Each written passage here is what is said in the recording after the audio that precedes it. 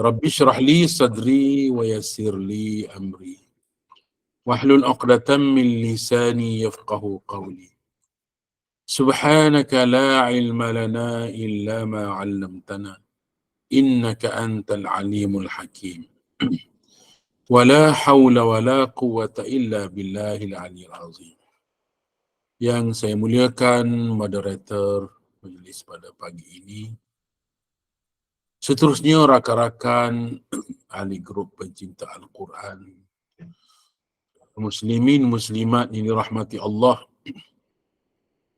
Alhamdulillah, kita bersyukur kepada Allah Ta'ala kerana dengan limpahan kurniaan izin daripada Allah mengizinkan kita bertemu pada pagi ini. Semuanya ini atas rahmat Allah Ta'ala. Selagi mana kita diizinkan oleh Allah Ta'ala untuk berteduh di bawah langit, berpijak di bumi Allah dan menghirup udara segar Allah Ta'ala ciptakan, maka bersyukurlah kita kepada Allah Ta'ala, Tuhan sekalian alam. Oleh itu, tuan-tuan, puan-puan yang dirahmati Allah, apa yang kita lakukan ini ialah benar-benar kerana Allah Ta'ala, atas rahmat, izinan daripada Allah Subhanahu Wa Ta'ala. Biarlah apa yang kita lakukan semuanya ini demi mencari keredaan Allah Ta'ala.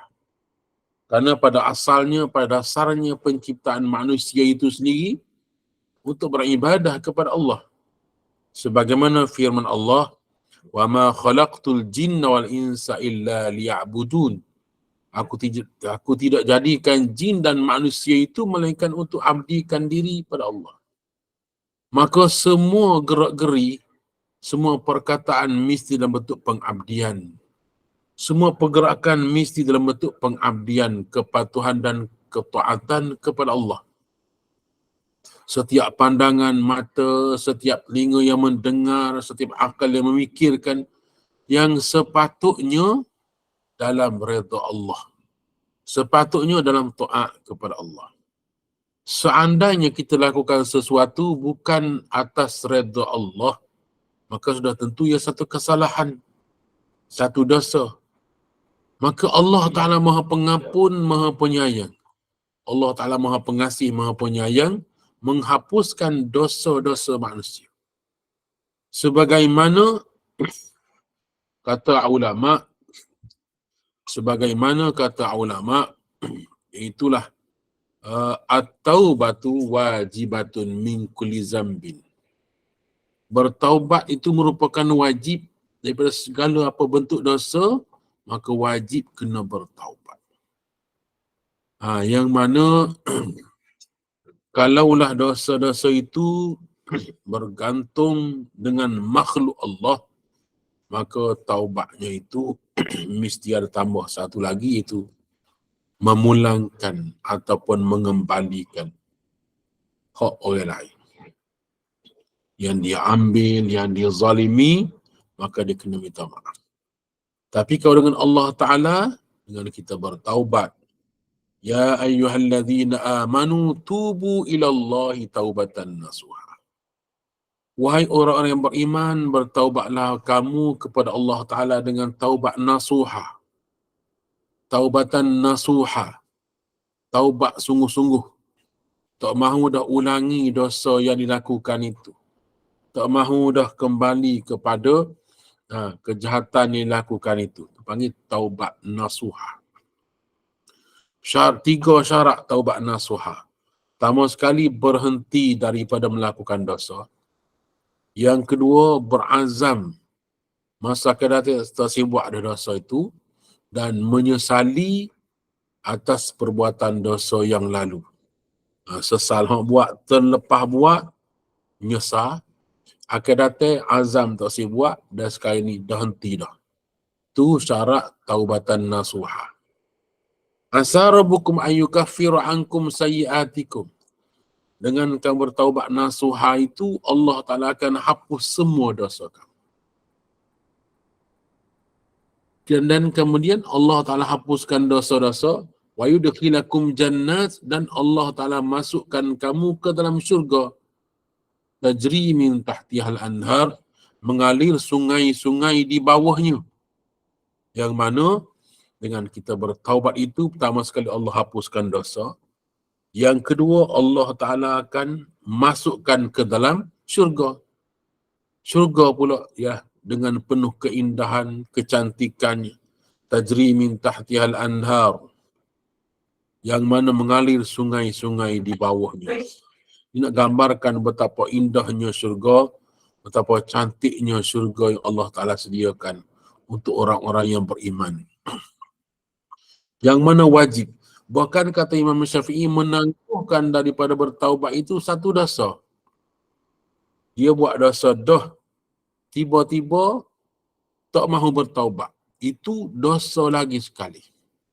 Dah dosa buat maksiat dah sekali, kemudian enggan bertaubat. Menangguh-nangguhkan taubat itu. Satu kesalahan lain pula. Bermakna bertimpa-timpa, berganda-ganda dosa. Maka kata ulama, at-taubatu wajibatun min kulli zambin. Taubat itu wajib. Setiap apa sahaja dosa, bentuk dosa, wajib kena bertaubat. Baik.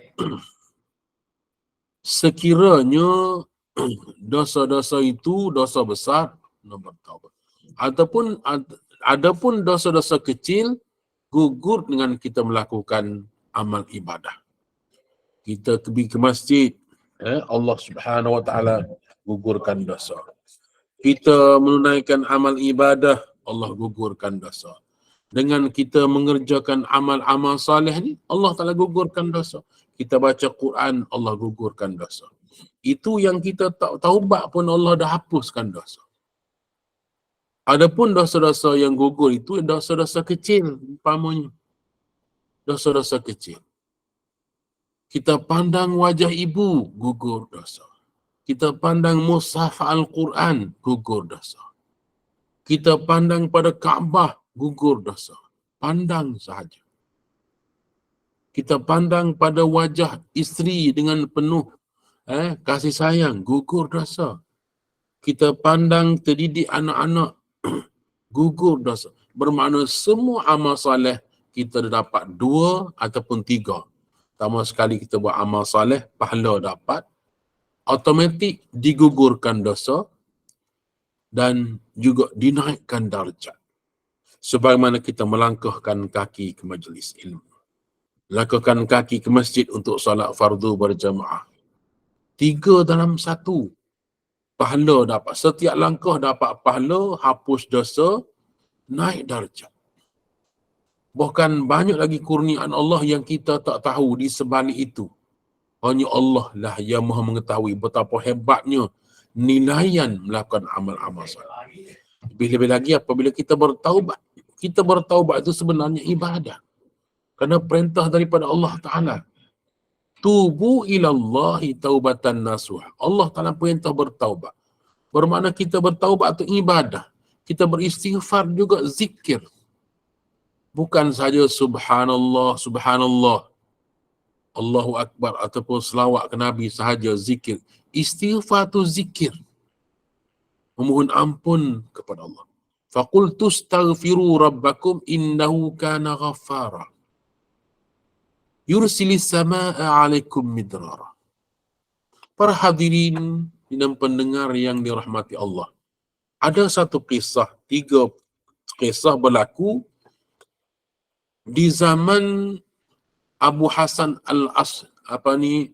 Syekh Hasan Al-Basri. Ada 3 peristiwa berlaku.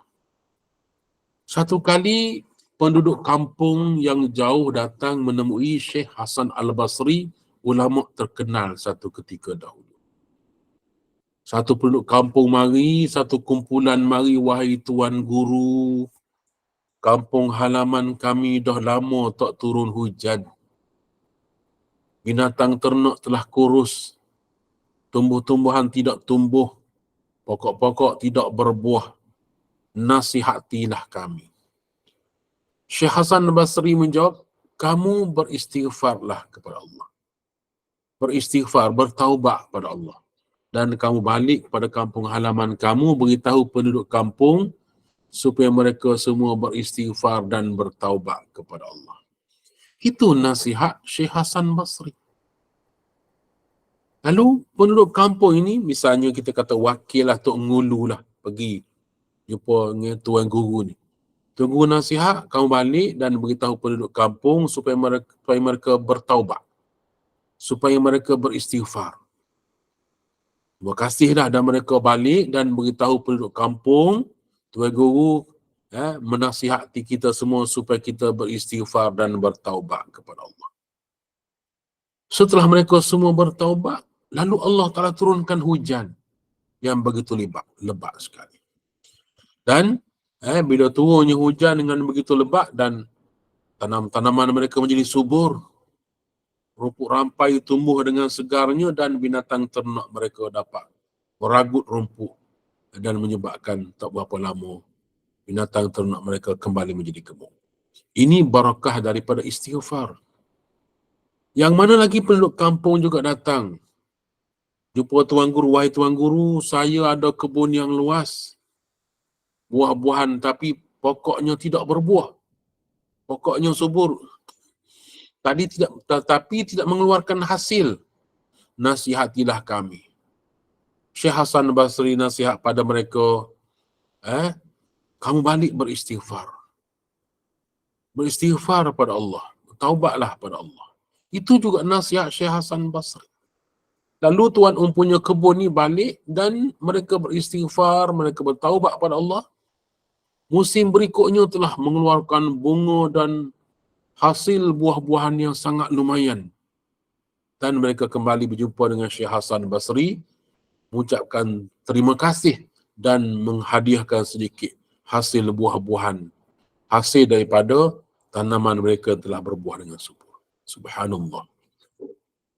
Ada satu lagi pasangan suami isteri datang menemui Syekh Hasan Basri. Wahai Tuan Guru, kami dah lama berkahwin, tapi tak dapat cahaya mata sehingga sekarang. Hampir 15 tahun kami berkahwin, tapi tak dapat cahaya mata. Syekh Hasan Basri menyatakan, kamu beristighfarlah pada Allah. Bertaubatlah kepada Allah. Suami isteri, bertaubatlah. Istighfar pada Allah. Mereka pun kembali, mereka beristighfar, bertaubat pada Allah. Pada tahun hadapan mereka datang dukung baby. Minta supaya Syekh Hasan Basri mentahnikkan anak mereka. Inilah dia Tuan Guru. Setelah kami balik beristighfar, bertaubat pada Allah, maka Allah Ta'ala kurniakan kepada kami cahaya mata. Bermakna istighfar merupakan penawar. Taubat merupakan penyelesai segala masalah yang berlaku. Sebagaimana Allah Ta'ala nyatakan dalam surah Nuh, فَقُلْتُ اسْتَغْفِرُوا رَبَّكُمْ إِنَّهُ كَانَ غَفَارًا يُرْسِلِ السَّمَاءَ عَلَيْكُمْ مِدْرَارًا وَيُمْدِدْكُمْ بِأَمْوَالٍ وَبَنِينَ وَيَجْعَلْ لَكُمْ جَنَّاتٍ وَيَجْعَلْ لَكُمْ أَنْهَارًا مَا لَكُمْ لَا تَرْجُونَ لِلَّهِ وَقَارًا وَقَدْ خَلَقَكُمْ أَطْوَارًا. Sadaqallahul Azim. Lalu berkata Nuh, faqultu astaghfiru rabbakum, aku mohon pada kamu semua, kata Nabi Nuh, berkata kepada kaumnya, beristighfarlah kamu kepada Allah. Innahu kana ghafar, Allah Ta'ala Maha Pengampun. Nescaya Allah Ta'ala turunkan hujan pada kamu. Yursilis samaa alaikum midrara, Allah Ta'ala menghantarkan pada kamu awan yang mengandungi hujan, yang mencurah-curahkan hujan yang lebat kepada kamu. Wa yumdidkum bi amwalin wa banin, Allah Ta'ala akan melipat gandakan hasil-hasil tanaman kamu, harta kamu. Begitu juga dengan anak-anak pinak. Ini nas menunjukkan bahawa Allah Ta'ala akan kurniakan nikmat yang besar kepada mereka sekiranya mereka beristighfar dan bertaubat kepada Allah. Oleh itu lazimilah lidah kita sentiasa beristighfar kepada Allah. Astaghfirullahalazim. Astaghfirullah. Betapa luasnya rahmat Allah Ta'ala kepada manusia, khususnya umat Muhammad sallallahu alaihi wasallam. Sidang pendengar yang saya rahmati, yang saya kasihi sekalian, yang dirahmati Allah sekalian. Umat Nabi Musa alaihi salam, dikala mereka menyembah patung anak lembu, sepeninggalan Nabi Musa naik ke Gunung Tursina untuk bermunajat kepada Allah, untuk dapatkan kitab Taurat. Selama 40 hari Nabi Musa tinggalkan kaumnya kepada Nabi Harun. Nabi Musa turun dan dapati kaumnya telah menyembah patung anak lembu. Nabi Musa terus mohon kepada Allah, apakah perlu dilakukan tentang kaumnya yang telah tersesat itu dan menyembah patung anak lembu. Turun perintah Allah Ta'ala, mereka semua mesti dibunuh. Mereka mesti bunuh. Bayangkan puluhan ribu kaum dia telah tersesat dan menjadi pengikut pada Samiri yang telah menyembah patung anak lembu. Nak bunuh macam mana? Jumlahnya ribuan orang. Allah Ta'ala perintahkan supaya mereka saling menghunuskan senjata dan saling berbunuh-bunuhan antara satu sama lain. Dikumpulkan di satu padang. Di sana mereka hunuskan pedang dan senjata masing-masing, saling tikam antara satu sama lain. Faqtulu anfusakum, itu bunuhlah diri kamu. Oleh kerana ada bapa dan anak-anak, isteri yang menyembah patungan lembu, mereka tak tergamak nak bunuh, boleh jadi ahli keluarga mereka, ikat mata mereka dengan kain. Mereka tebas menebas, kewar, hayun senjata dan terkena tekak, putus tekak. Terkena tangan, putus tangan. Itu dahsyatnya hukuman yang Allah Ta'ala timpakan kepada umat Nabi Musa AS yang mereka telah menyembah patung anak lembu. Mengikut dalam tafsir Ibn Katsir menyatakan bahawa sampai satu peringkat Musa tak sanggup melihat. Darah mengalir di sana sini. Padang telah bertukar menjadi merah. Darah di sana sini. Dan Musa pun munajat dengan Allah Ta'ala supaya Allah Subhanahu Wa Ta'ala kasihani umat. Allah Ta'ala perintahkan supaya hentikan pembunuhan itu. Mana yang telah terbunuh diampunkan dosa oleh Allah. Mana yang tercedera pun diampunkan dosanya oleh Allah. Dan mana yang tak cedera pun akan diampunkan oleh Allah. Jadi faqtulu anfusakum, kena bunuh diri. Namun umat ini Allah Ta'ala tak perintahkan bunuh diri. Mencederakan diri pun Allah Ta'ala tidak izinkan. Kalau dengan paling mudah dengan mengucapkan Astaghfirullahalazim. Ucapan yang paling ringkas. Astaghfirullah. Itu paling-paling tak habiskan wang pun. Tidak memenatkan sedikit pun. Tidak menyusahkan sedikit pun. Namun ucapan dengan lidah yang tidak bertulang. Astaghfirullah. Allah hapuskan seluruh dosa-dosa kita yang lalu. Betapa luasnya rahmat Allah Ta'ala kepada umat ini. Dengan kita kadang-kadang tak perlu berpenat-penat, Allah hapuskan dosa. Bagaimana saya sebutkan tadi. Kita pandang kepada mushaf, hapus dosa. Berjalan untuk bekerja, hapus dosa. Cari nafkah, hapus dosa, boleh pahala. Luasnya rahmat Allah. Yang penting ialah kita sentiasa ingatkan dan mensyukuri atas nikmat Allah Ta'ala. Sidang penonton, sidang pendengar yang saya kasihi sekalian. Oleh itu Allah Ta'ala sangat menyayangi. Lihat bagaimana Nabi Adam AS. Dinyatakan bahawa Nabi Adam AS, ia menyatakan beruntungnya umat Muhammad. Nabi Adam dapat mengetahui semuanya ini. Kerana Allah Ta'ala telah menceritakan kepada Adam. وَعَلَّمَ آدَمَ الْأَسْمَاءَ كُلَّهَا ثُمَّ عَرَضَهُمْ عَلَى الْمَلَائِكَةِ. Allah Ta'ala dah ceritakan bahawasanya Nabi Adam AS, Allah Ta'ala ceritakan dalam Al-Quran, Nabi Adam AS berlaku kesilapan memakan buah yang dilarang itu, buah khuld. Nabi Adam tersilap makan buah itu, lantas Allah Ta'ala telah mengeluarkan Nabi Adam daripada syurga. Tanggal seluruh pakaian pada badan Nabi Adam dan isterinya Hawa. Pakaian keindahan syurga itu yang cantik, yang indah.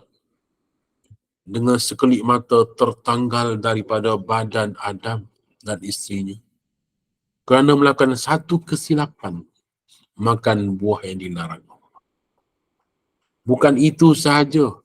Nabi Adam dipisahkan dengan isterinya. Nabi Adam diturunkan ke dunia dan ada riwayat menyatakan bahawa Nabi Adam jatuh di India. Di benua India ataupun atas kat sempadan Rusia. Isterinya Hawa jatuh ke dunia di dekat dengan padang Arafah di Makkah sana. Jauhnya, terpisah. Dalam mereka berdua jatuh ke dunia di malam yang gelap gelita. Tidak ada sebarang cahaya, tidak ada makanan, tidak ada minuman, tidak ada pakaian. Saling mencari. Nabi Adam terpisah dengan isterinya selama 300 tahun. Ada riwayat menyatakan bahawa Nabi Adam turun ke dunia ni, mereka saling mencari antara satu sama lain selama 350 tahun. Adam cari Hawa tak jumpa, Hawa cari suaminya tak jumpa. Siang, malam, pagi, petang mereka asyik menangis. Asyik menangis. Menangis dan menangis kerana menyesali atas kesilapan yang mereka lakukan. Namun Allah Ta'ala tidak menurunkan apa-apa isyarat kepada Adam. Dinyatakan bahawa Nabi Adam menangis sehingga air matanya mengalir tak pernah terhenti siang dan malam.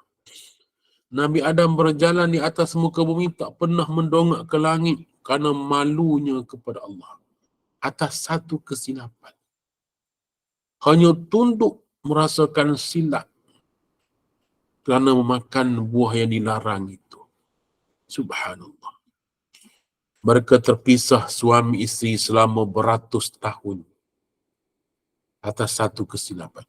Namun umat Muhammad sallallahu alaihi wasallam atas rahmat Allah, terkadang-kadang mereka sama-sama melakukan dosa, suami isteri berpakat buat dosa, namun Allah tak pisahkan mereka suami isteri. Suami tak solat, isteri tak solat, anak-anak tak solat, namun mereka tetap boleh hidup sebagai sebuah keluarga. Allah tak pisahkan mereka. Kadang-kadang suami peminum arak, isteri pula dengan dosa masing-masing. Allah tak pisahkan mereka semasa di dunia.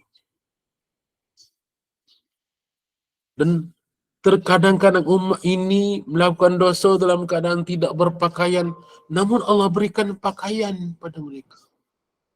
Nabi Adam AS makan buah dilarang, dikala Nabi Adam berpakaian. Tetapi bila makan buah itu hilang pakaian. Tetapi umat ini Allah Ta'ala berikan cukup luas rahmat Allah. Nabi Adam sudah berada dalam syurga.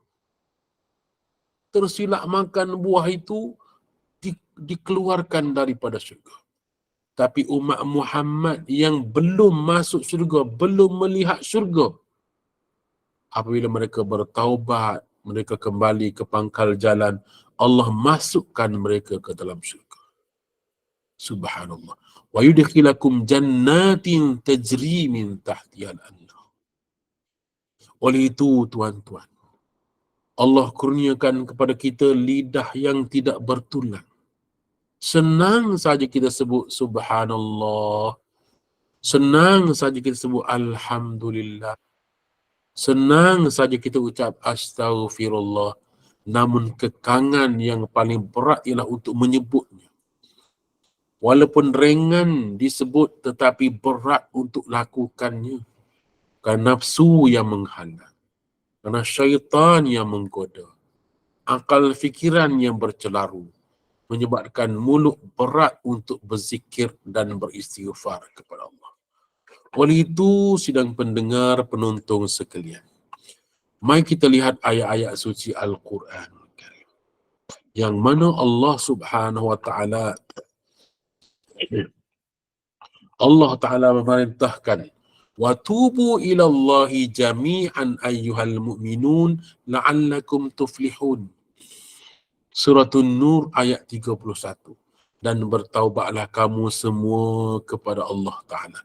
Wa tubu ila Allah, kembalilah kamu kepada Allah. Bertaubatlah kamu kepada Allah Subhanahu wa taala. Wahai sekian orang-orang mukmin, la'allakum tuflihun, mudah-mudahan kamu mencapai kejayaan. Kamu mencapai kebahagiaan.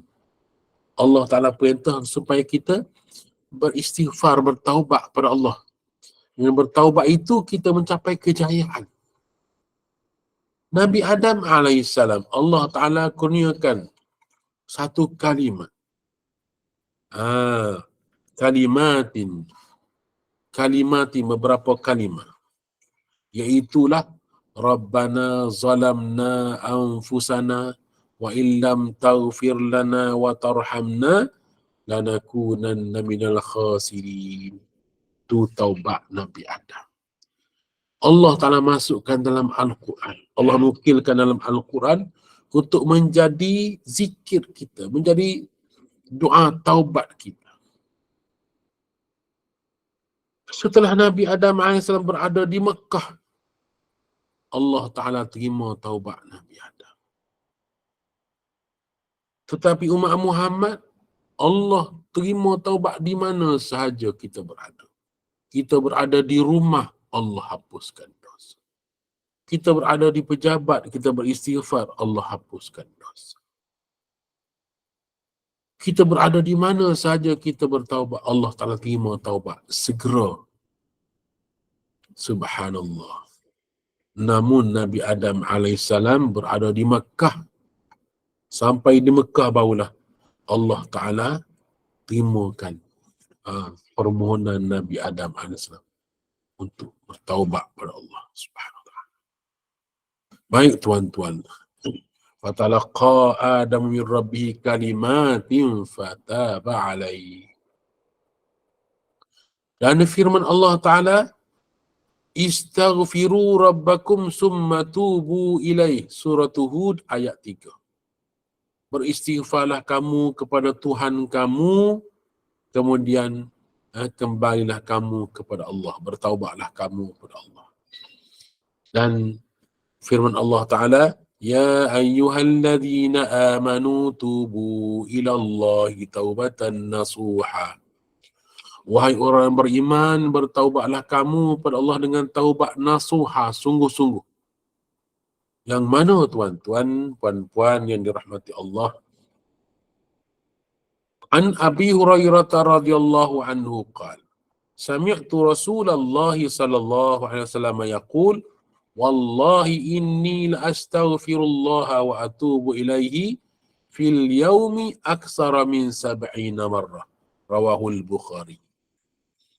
Abu Hurairah meriwayatkan bahawa aku mendengar Nabi SAW bersabda, demi Allah, sesungguhnya aku beristighfar kepada Allah dan bertaubat kepadanya dalam setiap hari lebih daripada 70 kali. Ini Rasulullah yang kita yakin tak ada dosa, tak ada salah silap, bahkan baginda adalah maksum. Walaupun Nabi kita maksum, tidak ada dosa, namun baginda tetap beristighfar pada Allah lebih daripada 70 kali sehari. Ini nak didik kita semua supaya kita sentiasa beristighfar kepada Allah Ta'ala. Dalam riwayat yang lain, bahawa baginda bersabda, Ya ayyuhan nas, wahai sekalian manusia, tubu ilallah, bertaubatlah kamu sekalian kepada Allah. Wastaghfiruhu, dan mohonlah ampun padanya. Fa inni, sesungguhnya aku, atubu fil yaumi mi'ata marrah, Sesungguhnya aku bertaubat atau beristighfar pada Allah Ta'ala setiap hari sebanyak 100 kali. 100 kali. Ni hadis ni riwayat Muslim.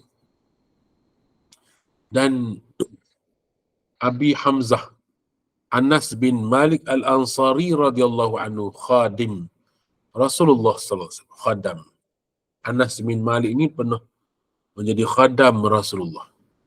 Dia berkata bahawa Rasulullah sallallahu alaihi wasallam bersabda, "Lallahu afrahu bi taubati 'abdihi min ahadikum saqata 'ala ba'irihi wa qad adallahu fi ardin falatin." Muttafaqun alaih. Nabi beritahu bahawasanya Allah sangat-sangat gembira. Allah sangat-sangat gembira apabila ada hambanya bertaubat kepada Allah Ta'ala. Allah sangat-sangat gembira bila hambanya bertaubat kepada Allah Ta'ala. Sebagaimana seorang ni, umpamalah contoh, Nabi buat contoh. Seorang naik belakang unta. Atas belakang unta tu ada kemah dia, ada makanan, ada minuman, segala keperluan atas belakang unta. Tiba-tiba dia duduk di padai pasir, menunggak unta dia, dia terjatuh daripada unta dan unta tu lari entah ke mana. Dalam kepala dia, mati dah aku sekali ni, mati dah aku. Tengah padai pasir. Perut lapar, tekak, haus, dahaga, penat, panah lagi. Jadi dia tak ada harapan dah. Melainkan duk fikir mati dah kan ni, binasa dah dia. Tiba-tiba dia terlena. Dia terjaga daripada lenanya itu, tengok untanya yang lari tadi sudah ada di sisinya. Betapa gembiranya dia, sukanya. Kerana dia telah dapat semua barang-barang dia yang hilang itu. Lalu Nabi beritahu, walau belah mana sekalipun lelaki itu gembira, ketahuilah Allah lagi-lagi gembira lebih daripada itu, mana-mana hambanya telah bertaubat dan kembali ke pangkal jalan. Allah lebih-lebih lagi gembira daripada itu. Sebab itulah, tuan-tuan muslimin, muslimat dirahmati Allah, kalau seseorang itu hilang dari masjid, tak pernah datang ke masjid, sama ada solat fardu atau mendengar kuliah atau Jumaat, mereka tak pernah datang ke masjid, tiba-tiba dengan tergerak hati datang ke masjid, Allah Ta'ala gembira melihat mereka kembali ke masjid. Allah Ta'ala menghapuskan dosa-dosa. Betapa gembiranya Allah apabila hambanya kembali. Dulu kita ingat, ada satu kisah di tanah air kita. Seorang pelajar sekolah telah masa balik sekolah dia diculik oleh satu kumpulan lelaki. Satu kumpulan lelaki telah menculik budak sekolah ni. Jadi bila diculik budak ni dan bawa lari dengan van. Jadi berhari-hari ibu ni menangis, keluarga dia menangis atas kehilangan anak perempuan. Menangis. Ibunya, tak silap saya dekat dengan seminggu juga ibunya menangis, tak lalu makan, tidur pun tak lena. Tiba-tiba dengan izin Allah, pelajar ni dapat balik ke rumah dia. Dalam keadaan lusuh, dalam keadaan letih. Sampai ke rumah. Nak beritahu betapa gembiranya keluarga ni. Dia dapat tahu anak dia dah balik ke rumah, semua keluarga datang peluk, cium. Berlaku tangisan kerana terlalu gembira. Dapat berjumpa semula dengan anaknya yang hilang. Percayalah tuan-tuan, puan-puan sekalian. Allah lagi gembira lebih daripada itu apabila hambanya kembali bertaubat kepada Allah. Allah lebih bergembira daripada keluarga yang kehilangan ahli keluarganya. Lebih daripada itu Allah Ta'ala gembira. Kerana Allah Subhanahu Wa Ta'ala sangat menyayangi pada hamba-hambanya yang kembali bertaubat kepada Allah. Oleh itu tuan-tuan, sidang pendengar yang saya kasihi sekalian. Allah Ta'ala bagaimana sebuah hadis daripada Abi Musa bin Abdullah bin Qais al-Ash'ari radhiyallahu anhu anin Nabi sallallahu alaihi wasallam qala inna Allah Ta'ala yabsutu yadahu bil lail liyatuba musii'un nahar wa yabsutu yadahu bin nahar liyatuba musii'ul lail hatta tatlu'a asy-syamsu min maghribiha, rawahu Muslim. Dari Abu Musa al-Ash'ari radhiyallahu anhu dari Nabi sallallahu alaihi wasallam bersabda, sesungguhnya Allah Ta'ala memebarkan tangannya, yakni kerahmatannya di waktu malam untuk menerima taubat orang yang berbuat kesalahan di waktu siang. Dan juga menebarkan tangannya pada waktu siang untuk menerima taubat orang yang berbuat kesalahan di waktu malam. Demikian ini terus menerus sampai terbitnya matahari dari arah barat, yakni di saat hampir tibanya hari kiamat. Kerana setelah ini terjadi, tidak diterima lagi taubat seseorang. Hadis riwayat Muslim.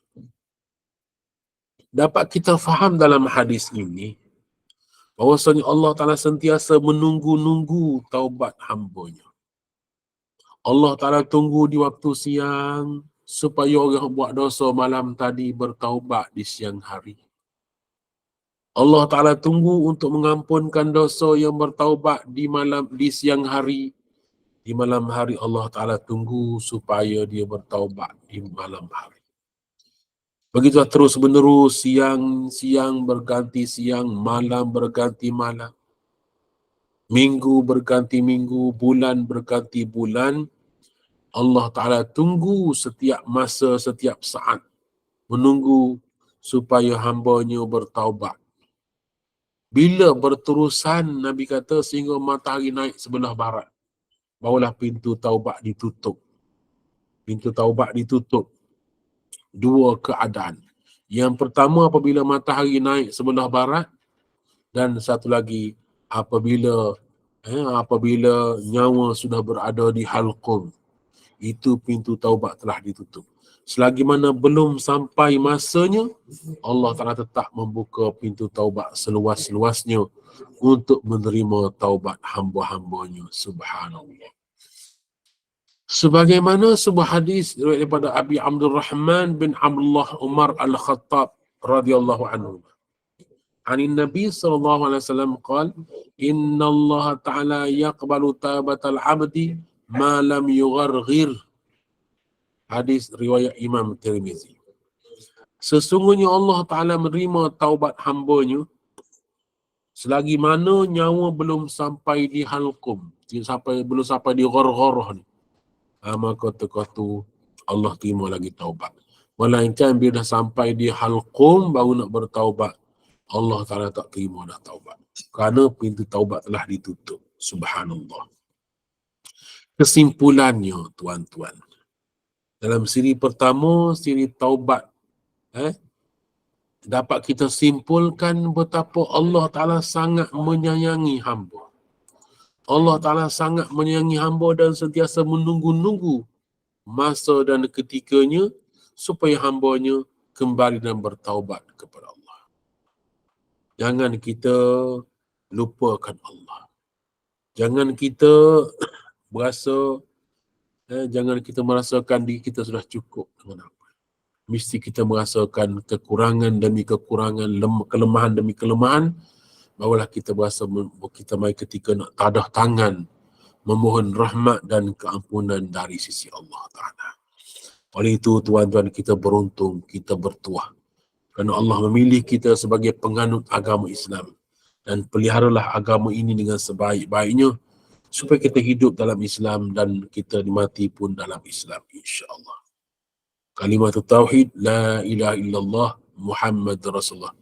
Biarlah sentiasa meniti di bibir kita agar kita dapat mengucapkannya dikala menghembuskan nafas terakhir nanti, insya-Allah. Sekali itu untuk pagi ini, mudah-mudahan Allah Ta'ala merahmati kita semua, masukkan kita di kalangan iman dan bertakwa kepada Sekali billah taufiq wa hidayah. Wassalamualaikum warahmatullahi wabarakatuh. Waalaikumsalam warahmatullahi wabarakatuh. Okey, kita buka satu dua soalan je. Bagi yang nak bertanya sebarang kemusykilan, silakan.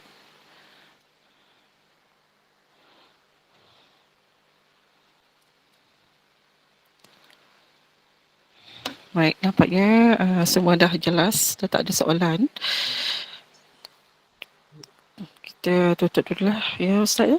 Jazakallahu khair al-fadhil Ustaz Ustaz Fikri atas kesudian berkongsi ilmu pada pagi ini. Semoga ianya memberi sedikit sebanyak kefahaman dan manfaat berkenaan dengan tuntutan bertaubat tu dari dosa-dosa, dan dituntut supaya sentiasa melakukan taubat kepada Allah SWT, iaitu dengan kembali menyerahkan diri dan mentaati perintah Allah SWT yang Maha Pengampun lagi Maha Penyayang.